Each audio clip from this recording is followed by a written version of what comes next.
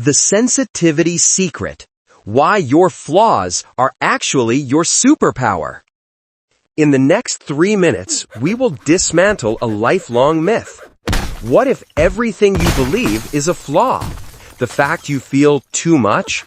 That you overanalyze every single interaction? Or that you feel completely drained after being in a crowd is actually a secret. You've been led to believe this is a weakness. The reality? It's a sign of an advanced nervous system. You've likely always felt different, fundamentally misunderstood, and are exhausted from being told to just toughen up. This is the critical problem. You're trying to fix something that isn't broken. These weird habits, the ones you keep hidden, actually have scientific names. They are hallmarks of a highly sensitive person, HSP. If you click away, you will miss the very validation you've been searching for your entire life. Trait number 5, for instance, explains precisely why you instantly dislike some people for no apparent reason. Do you know what it is? Let's begin with the behavior you only reveal when no one is watching. The real you that only appears when you're alone. The door closes.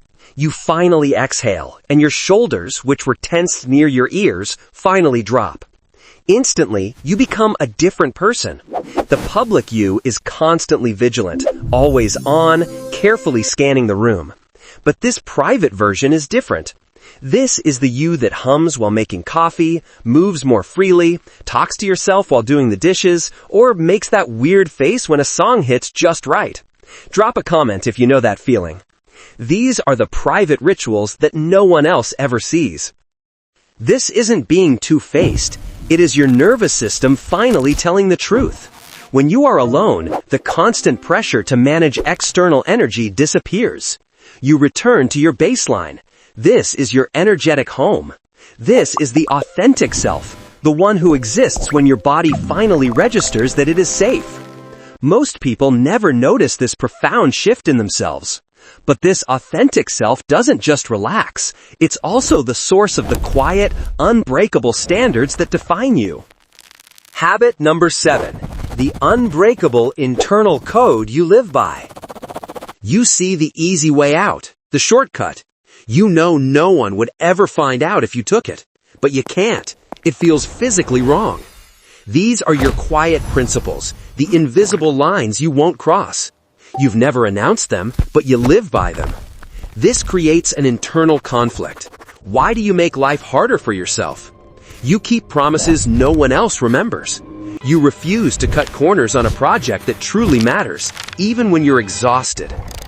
This internal compass wasn't taught. It was built from emotional memory. You don't remember a rule book. You remember the feeling of being hurt or the feeling of being healed. That's why you instinctively treat vulnerable people with care. This integrity doesn't seek applause. It isn't loud, but it creates a fundamental steadiness. This integrity isn't just for you. It's the same system that alerts you the moment you walk into a room and sense someone is trying to hide their pain. Habit number 6. You're a quiet protector of others' feelings. You're in a group conversation when someone makes a sharp joke. Everyone laughs, but you don't. You instantly spotted the target of the joke, forcing a smile. You saw their eyes tighten. Immediately you act. Your mind is constantly running an emotional background scan, checking for hesitation, heaviness, or hurt in others. You feel their discomfort and have an instinct to protect others. Without making a scene, you subtly intervene. You soften your tone, ask a gentle question, or tactfully change the subject. This reflex is called empathic attunement. Your nervous system is literally syncing with theirs to de-escalate the perceived threat. You know the truth of the situation, but you choose not to expose them. You understand something many don't. People aren't always ready to face a hard truth when they're still bracing for survival. This quiet strength is rare, but it's often more powerful than loudness. But what happens when the feeling isn't coming from one person, but from the air itself?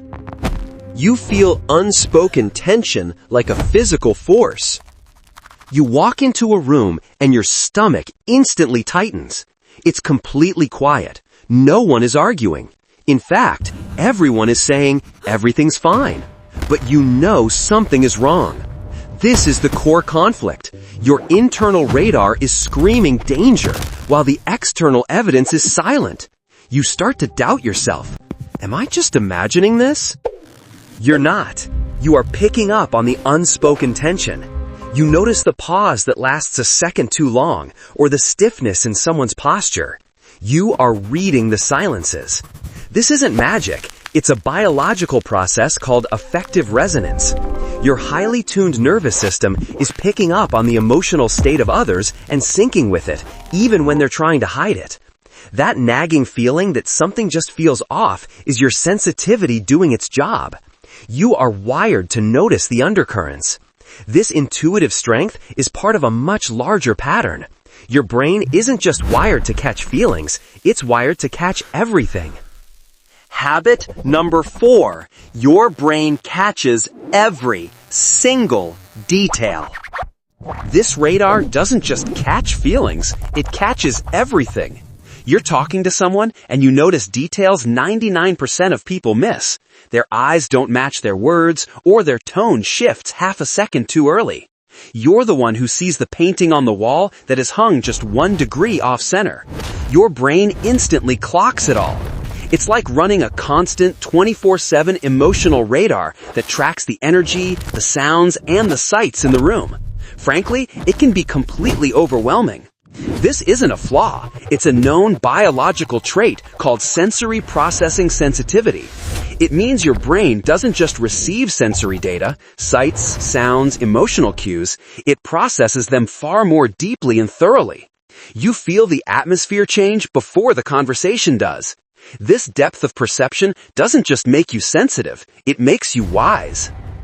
But this same processing depth is a double-edged sword. It's the very reason why a single, simple word can feel like a physical blow. Habit number 3. Criticism crushes you, but compliments confuse you. To someone else, it's a passing comment. To you, it feels like a Category 5 hurricane. This is the paradox of the sensitive processing style. Words don't just land, they echo. They settle deep and replay. A single sentence of criticism can loop in your head for days, feeling like it has physically rearranged your nervous system. You analyze not just the words, but the tone, the pause, and the emotion behind them. But here's the strange part. Compliments are somehow even harder to accept. You smile and say thank you, but internally your brain is already questioning. Did they really mean that? Are they just being nice? What if they're wrong? This isn't low self-worth, it's deep emotional responsiveness. You don't take words at face value because your brain is built to register their full emotional weight. This profound processing isn't limited to when you're awake. It becomes most active when you're trying to power down. Habit number 2. The midnight replays that won't let you sleep. It's 2 a.m. You're exhausted, but you can't sleep. The noise of the day fades, and your mind starts playing scenes on replay. You know these midnight movies. The moment you wish you'd handled differently, the awkward pause in a conversation you can't stop analyzing, the strange look someone gave you. This isn't random. It's a core trait of high sensitivity called post-event processing. Your nervous system absorbs life so profoundly that even small interactions leave a residue.